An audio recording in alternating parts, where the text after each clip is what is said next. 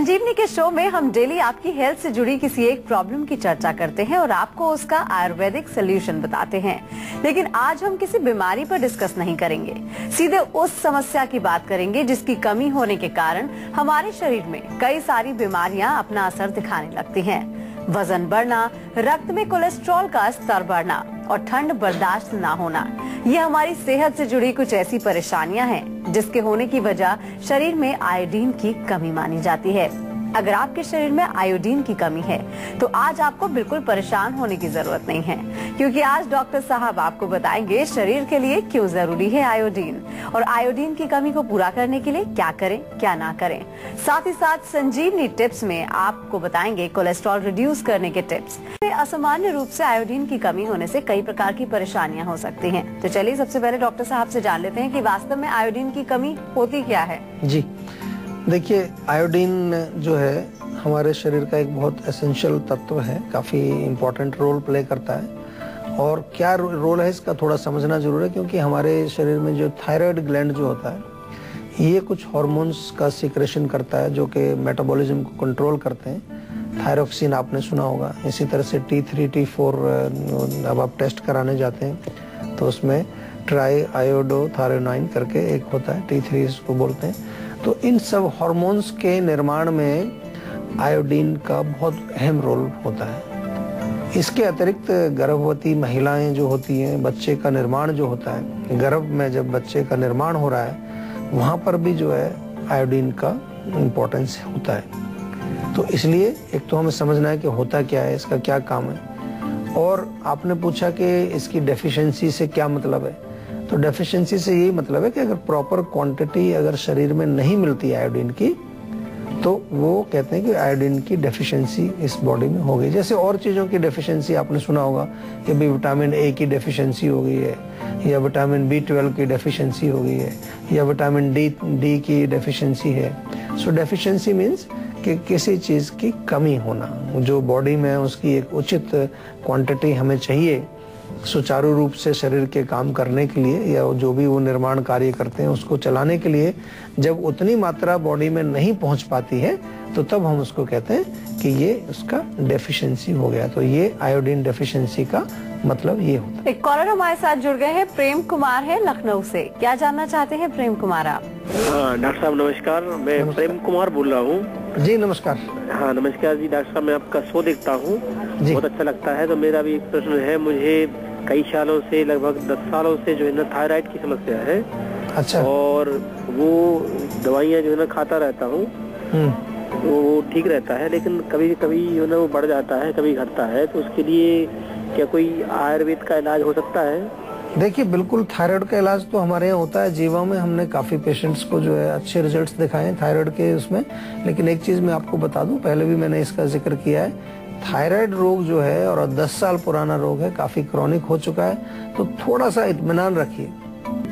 फिलहाल के लिए एक तो गर्दन में तेल की मालिश करें, उज्जयी प्राणायाम करें और धनिए का पानी आपको पीना है। 1 चम्मच धनिया उबाल करके रात को रख दीजिए, सुबह छान करके उसको खाली पेट रोज पी लीजिए, उससे भी फर्क पड़ेगा। अगर हमारी सेहत के लिए आयोडीन इतना जरूरी है तो डॉक्टर साहब ये बताइए कि इसकी कमी आखिर हो क्यों जाती है?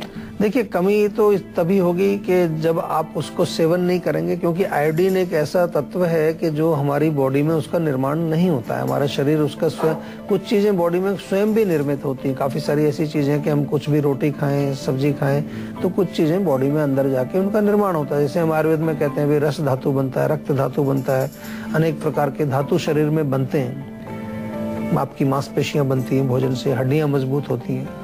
लेकिन कुछ ऐसे तत्व हैं जो हमें डायरेक्टली डाइट में लेने ही पड़ते हैं, आपके भोजन में वो होने चाहिए, किसी भी रूप में सप्लीमेंट के रूप में आपको उनका सेवन करना पड़ता है। तो आयोडीन भी एक ऐसा ही तत्व है, वो हमारे शरीर में उसका निर्माण नहीं होता और डाइट में ही लेना पड़ेगा।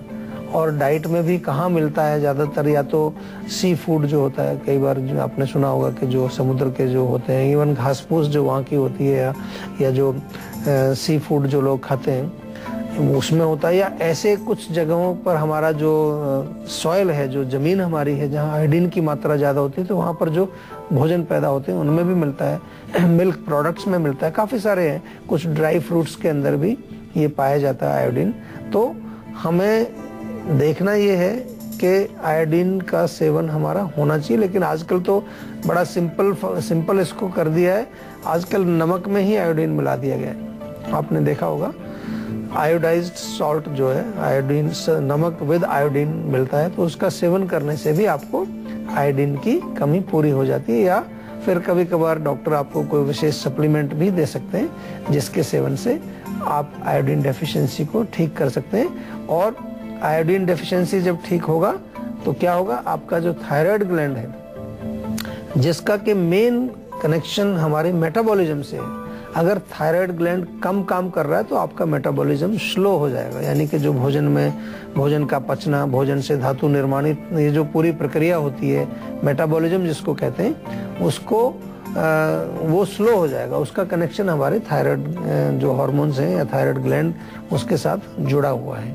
तो इसलिए थोड़ा सा मैंने इनडायरेक्टली ये भी समझाया आपको कि आयोडीन की कमी से थायराइड पर फर्क पड़ेगा और थायराइड पर फर्क पड़ने से हमारे मेटाबॉलिज्म पर फर्क पड़ेगा शरीर में। एक कॉलर हमारे साथ जुड़ गई हैं, निकिता है मेरठ से। क्या जानना चाहती हैं निकिता आप? जी, मेरा वजन नहीं बढ़ रहा है काफी समय से जी। 35 किलो मेरा वजन है और 5'2" मेरी हाइट है। अच्छा, बहुत कम वजन है। 35 किलो तो बहुत कम होता है। तो कोई आपको खाने पीने में पाचन संस्थान में या मतलब डाइजेस्टिव सिस्टम में कोई प्रॉब्लम तो नहीं है? नहीं, भूख मुझे ठीक लगती है, मैं खाना भी ठीक खाती हूँ जैसे नॉर्मल लोग खाते हैं। मतलब और लोगों से तो मैं ज्यादा भी खा लेती हूँ, लेकिन फिर भी मेरा वजन नहीं बढ़ रहा। अच्छा, और कोई जैसे आपने कोई और ऐसा कुछ इन्वेस्टिगेशन चेकअप वगैरह कराया तो उसमें कुछ निकला कि नहीं? मतलब शुरू से ही ऐसे ही वजन था, मैं पतली ही रही हूँ, दुबली पतली, लेकिन वही वजन नहीं बढ़ रहा। वैसे तो सब कुछ ठीक है, कुछ नहीं हुआ मुझे, मतलब आज तक ऐसे बुखार वगैरह भी नहीं हुआ। Very good, very good. कमजोरी महसूस करते हैं कुछ बॉडी? हाँ, थोड़ा थकावट सा, जैसे और लोगों की तरह मैं फुर्तीली नहीं हूँ। अच्छा, ठीक है। देखिए, वजन जो है, एक तो हमें देखना कि थोड़ा सा हमें अपनी प्रकृति के अनुसार वजन कई लोगों का डिफर कर सकता है। वात प्रकृति के जो लोग होते हैं वो थोड़े दुबले पतले होते हैं, वो खाना भी अच्छा खाते हैं, भूख भी अच्छी लगती है, लेकिन उनका वजन नहीं बढ़ता। कफ वाले जो है उनका पानी पीने से भी वजन बढ़ जाता है। तो अपनी अपनी प्रकृति है। तो एक तो प्रकृति को समझना बहुत जरूरी हो सकता है आप वात प्रकृति की हैं, लेकिन फिर भी थोड़ा बहुत वजन बढ़ना चाहिए आपका। 35 किलो कम है काफी वजन। तो इसमें मैं आपको कुछ निवेदन करूंगा। एक तो आपको जो है अश्वगंधा, शतावरी और आंवला, 3 चीजें हैं, अश्वगंधा, शतावरी और आंवला, इनको बराबर बराबर मात्रा में लेके चूर्ण बना लीजिए और इस मिक्सचर में से 1-1 चम्मच सुबह और शाम दूध के साथ सेवन करिए। इसके अतिरिक्त आप थोड़े से मिल्क प्रोडक्ट्स ज्यादा खाइए, मक्खन खाइए, घी खाइए, दही, मलाई, पनीर वगैरह ऐसी चीजों का सेवन करिए अपने पाचन के अनुसार। डेफिनेटली आपने कहा पाचन आपका ठीक है, तो फिर आप ये चीजें खा सकते हैं। इनसे भी आपके बॉडी में थोड़ा फैट की मात्रा बढ़ेगी, थोड़ा वजन भी बढ़ेगा, शरीर भी थोड़ा सा हष्ट पुष्ट आपका होगा। आयोडीन की कमी से शरीर में कौन कौन सी बीमारियां या परेशानी हो जाती है डॉक्टर साहब, और किस तरह का दुष्प्रभाव हमारे शरीर पर पड़ता है इसकी कमी से? देखिए, बीमारी तो गॉइटर एक बड़ी कॉमन बीमारी है। आपने देखा होगा कईयों के गले में सूजन हो जाती है, थायराइड ग्लैंड पूरा सूज जाता है। तो एक तो गॉइटर बड़ी कॉमन बीमारी इससे होती है। इसके अलावा जो है कुछ और हार्मोन्स पर भी फर्क पड़ते हैं। खासतौर पे महिलाओं में देखा गया है कि अगर यहाँ आपको थायराइड आयोडीन की कमी है तो मेंस्ट्रुअल इम्बैलेंस आपको हो सकता है, मेंस्ट्रुअल हार्मोन्स में भी चेंजेस होते हैं। विशेष रूप से डिप्रेशन आपको हो सकता है। डिप्रेशन एक ऐसा रोग है, वो इसकी वजह से आपको आता है कई बारी। इसके अलावा जो है शरीर में जो हेयर लॉस, शरीर में मोटापा और बालों में हेयर लॉस आपने देखा होगा, बालों का गिरना, बालों का थिन होना, ये एक कारण इसकी वजह से हो सकता है। जो आपके थायराइड के फंक्शन के बिगड़ने से जो रोग होते हैं वो तमाम रोग इसके कारण आपको आएंगे। फटीग आपको आएगा, पैल्पिटेशन यानी कि दिल की धड़कन तेज होना, ये रोग आपको आएगा।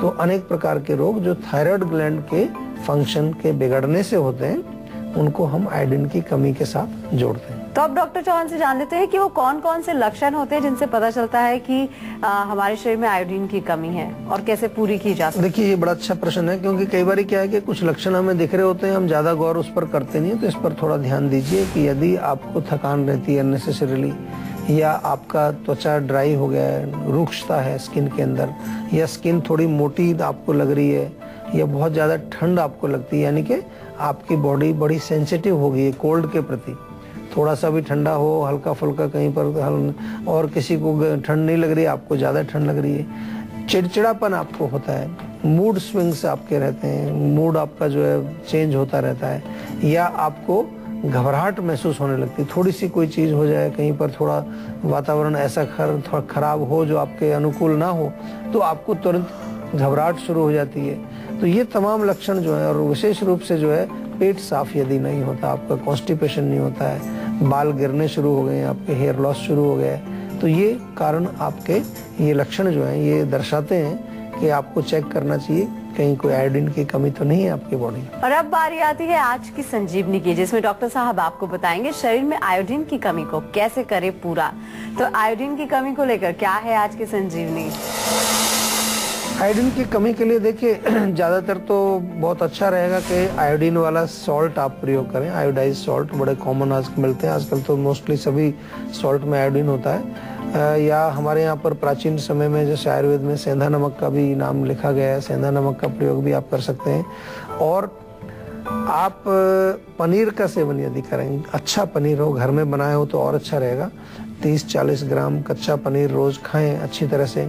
या गाय का दूध आपको मिल जाता है तो गाय का दूध पिएं, उसमें भी आयोडीन की मात्रा पाई जाती है। गाय के दूध से बनी हुई दही, लस्सी, मक्खन, इसका सेवन भी आप कर सकते हैं। सी वीड्स होते हैं समुद्र के अंदर जो है, कुछ हरे रंग के जो है कुछ घास टाइप की चीजें होती हैं, जापान आदि देशों में इनका काफी प्रयोग होता है, मिल जाते हैं।